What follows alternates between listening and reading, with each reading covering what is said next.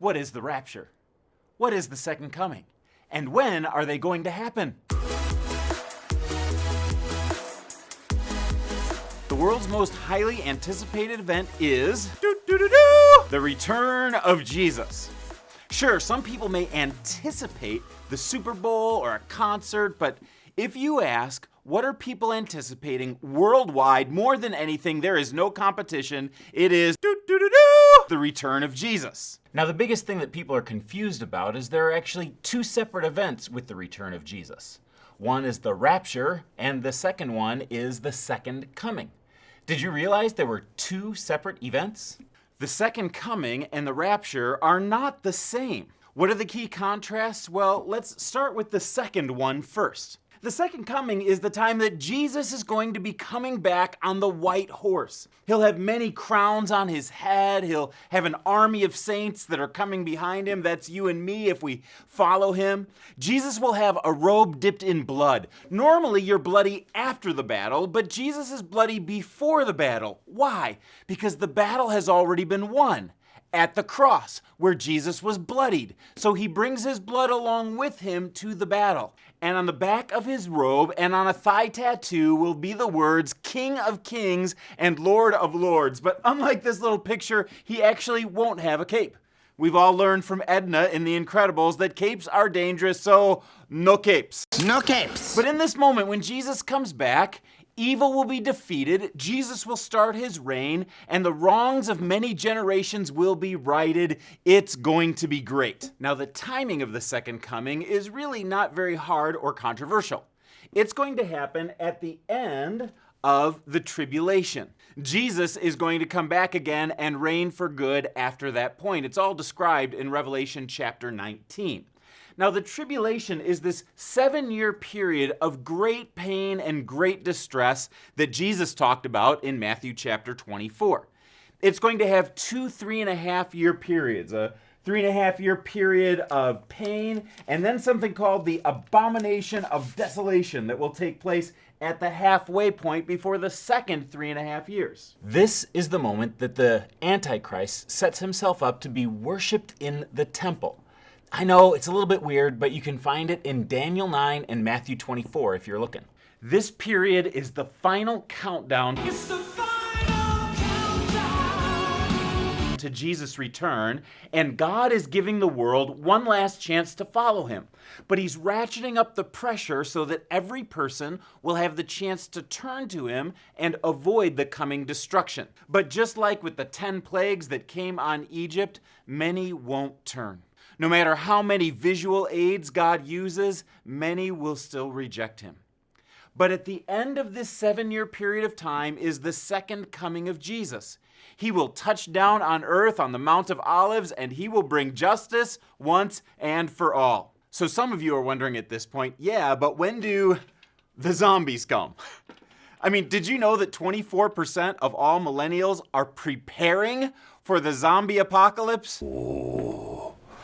24%! Dudes, little secret, zombies are not real. They aren't coming. They don't eat brains. They are fiction. Fiction. But this is the moment that you've been waiting for. The rapture. So what in the world is the rapture? It's the time when all believers who are left on earth, dead or alive, get snatched up into the air to meet Jesus. There will be this trumpet sound and bada bing, we're all meeting him in the air. Here's how Paul describes this cool moment in 1 Thessalonians chapter 4, verses 16 and 17. For the Lord himself will come down from heaven with a loud command, with the voice of the archangel and with the trumpet call of God, and the dead in Christ will rise first. After that, we who are still alive and are left will be caught up together with them in the clouds to meet the Lord in the air, and so we will be with the Lord forever. Now, this is definitely happening before Jesus comes back on the horse. But how much before? There are a couple of possibilities worth mentioning. One of them is the pre-tribulation rapture. The rapture happens before the tribulation in this view. There are a number of verses that go with this, but if you've read the Left Behind books or seen the movies with Kirk Cameron or Nicolas Cage, you know this pre-tribulation rapture idea. that the rapture comes and everyone who is left behind goes through the tribulation, but Christians don't have to go through the tribulation. Now, this is largely based on the idea that God's people will not experience God's wrath. In other words, God has good plans for his kids, which doesn't include suffering his wrath. So we will meet Jesus in the air before any of the pain happens. And to be quite honest, I hope this is the right theory, but I think the next one is. The next one is known as the PreWrath Rapture position. And the idea behind it is that the rapture will happen after the midpoint of the tribulation, but before God's wrath is poured out. In other words, we'll experience some pain, but we'll be out of here before it's uber bad. Why do I believe this? Well, there's 3 places in the Bible that teach it. One is Matthew chapter 24 that teaches, Jesus says, the abomination of desolation will happen first. Then there will be the sign of the sun, moon, and stars. Then the angels will gather his elect from the 4 winds. The second reason is that Paul teaches it. He says that the rapture will not happen until the man of lawlessness is revealed and the abomination of desolation takes place. And then there's 2 places in Revelation, Revelation chapter 7 and chapter 13, that picture the church going through part of the tribulation. And besides that, this idea of the rapture happening partway through the tribulation works with the chronology of Daniel and Jesus and John in Revelation. So let's be clear in walking through how this is going to happen. It's a 7-year period that begins with what Daniel calls the covenant with the many. And some think that this is a powerful peace treaty between Israel and her neighbors, brokered by the Antichrist himself. After 3.5 years of trouble is the abomination of desolation, where the Antichrist is set up in the temple for worship.